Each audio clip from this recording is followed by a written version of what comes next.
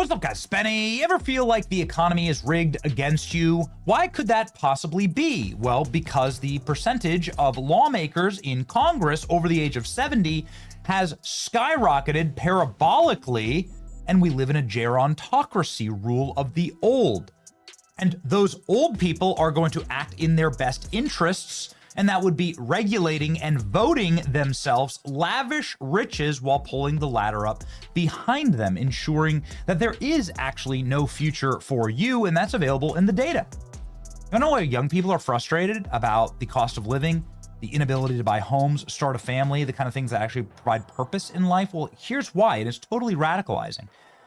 Just one generation ago, 55% of 30-year-olds were both married and owned a home. Today, it is less than 10%. Married and own a home by 30. What that means is that we are robbing an entire generation of the American dream. And now guys like Ben Shapiro want you to be thankful for it. If you're a young person and you can't afford to live here, then maybe you should not live here. I mean, that is a real thing.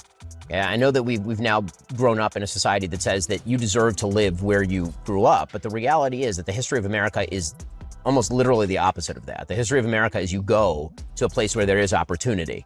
And if the opportunities are limited here and they're not changing, then you really should try to think about other places where you have better opportunities. What an insane thing to say. What an utterly disqualifying thing to say. Being a citizen of a nation that your grandfather, great-grandfather, traveled here, voyaged here to build, fight for, die for, entitles you to grow up and to live in the same place where your grandparents' graves are. It entitles you to have a home, a community, a heritage, a value system that you share with your neighbors. That comes from permanence, that comes from tilling the soil in the same town that you grew up in. And there's absolutely nothing wrong with that.